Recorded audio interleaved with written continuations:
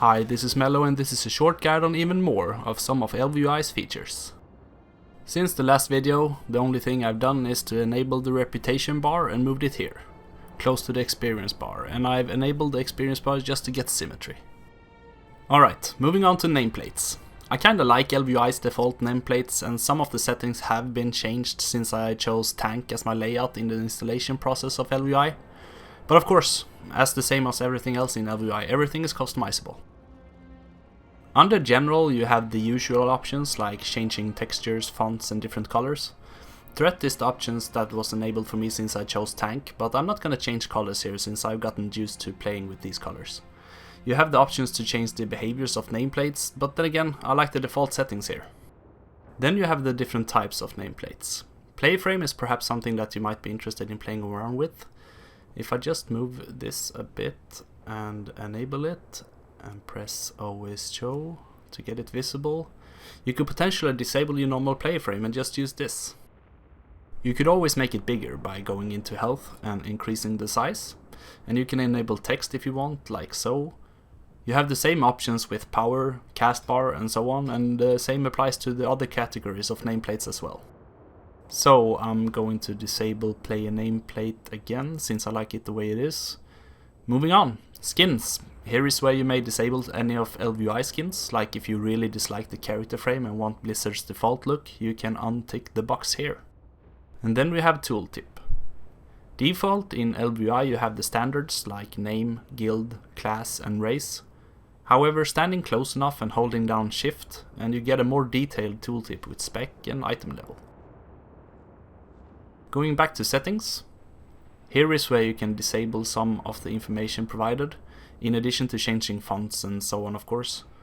By default you also have item count when hovering over an item in bags. Like here for example, you can easily see I have 431 laystone ore in my bag. Under visibility you can choose to disable tooltips, or that it require a modifier to be visible. And under health bar you can of course change the size and position and so on. And next is UNITFRAMES. Now this is a huge category and has a lot of different settings, and I'm going to change some of them. The first thing I do is changing font outline from monochrome to just outline, and that makes it look so much better already. Then going down you have the option to change the color of absolutely everything.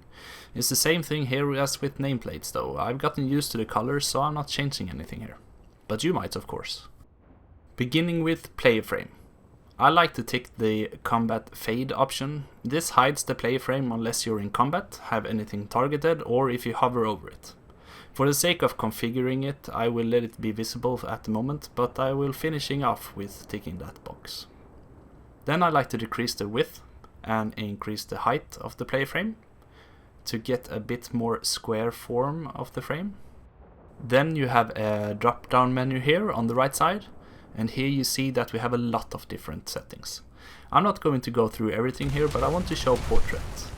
If we enable this and then choose overlay, we get a really nice 3D image of a character inside your health bar.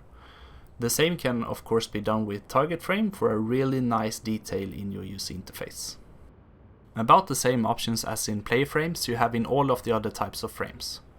I want to make a change to the party frames as well, so when going in here you can choose to display them even if you're not in a party. So here I first like to have heal prediction enabled, and then I want to have groups in a row instead of a column, so I change growth direction to right and then down. I decrease the width and height, like so. Then going into debuffs, I change the anchor point to top left, decreasing the size a bit. And yeah, we're getting close to the party frames I like to have. I also like to go into name here and choosing text position to top. And then I don't really have to see the exact amount of health and mana for my party members, so I just go to health and just delete the text format. Click OK, and then I go into power and do the same. So there is a lot of different ways you can have your different unit frames, but the way you want it is up to you, and it should depend on what class and role you play. And this brings us to profiles. Here you can enable spec profiles, which means that if you're changing spec, ElvUI will automatically change to another profile, so you can easily have different settings for different specs.